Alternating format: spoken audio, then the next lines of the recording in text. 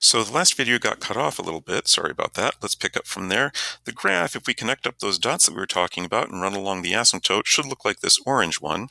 Let's go back and talk about some other features. The domain on the original is all real numbers, and the range on the original is y is bigger than -3 because it's all above the asymptote. So on the inverse, the domain is going to be x is bigger than -3 because it's all to the right of the asymptote, and the range is going to be all real numbers. Because we're switching x and y, the domain and range switch positions. Let's do one more function and then we'll talk about end behavior a little bit. On this particular function, we can see that the domain, because it goes very far to the left, it goes to -infinity, is less than x, and it stops at this open circle at 8, so it's less than 8. The range is going to be from the bottom of the graph here at -4 is less than y is less than 8 because it also is there. We should make it equal to -4 because this point is actually on the graph. Let's list a few of these points. We can see that 8, 8 is on the graph. That's this open circle right there. This point here at 2, -4 is on the graph. This point over here at 3, -3, 6 is on the graph. And the point over here at 10, -10, 6 rather, -10, 6 is on the graph. So when we do the inverse, we're just going to swap those points around. 8, 8 stays at 8, 8. 2, -4 becomes -4, 2. -3, 6 becomes 6, -3. And -10, 6 becomes 6, -10. And if I plot those points in order and connect them up, I should get the inverse of the graph. So there's my 8, 8. -4, 2 is right here, and I'm going to connect those up. And then I've got 6, -3. 6, -3 is down here, so I connect those up. And 6, -10 is down here, and I connect those up, and there's the inverse graph. One way to check to make sure you've got the inverse is that if you look at the line y equals x, this diagonal line on the graph, that should be like the fold between the two graphs. The graphs are symmetric across that line. Another thing to note here is that the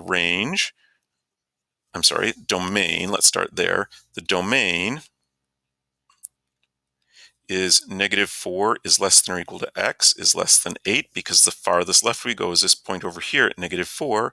The range is -infinity because it keeps going down by that arrow, is less than y is less than 8. Again, 8 is the top and the farthest right on the graph. Please note that this is not a function. The orange graph is not a function because for some x values, like 6, there's infinitely many y values. That's not a function. So not all inverses are functions. This is not a function. Let's go back up a little bit and talk about end behavior because we skipped that one. Let's go to this guy and talk about end behavior. On the original, as x goes to infinity, y goes to infinity because this side of the graph is going up as we go to the right. And on the left, as x goes to -infinity, that's over here, y is going to -3 because it's leveling off at the asymptote. On the inverse, as x goes to infinity, it keeps going up, so y goes to infinity. And as x goes to -infinity, wait, there's no graph over here, is there? So the y does not exist. What we could say is what happens as we get close to the asymptote. We say as x goes to -3 from the right, y goes to -infinity because it's heading down along that asymptote there. So end behavior, we don't switch x and y.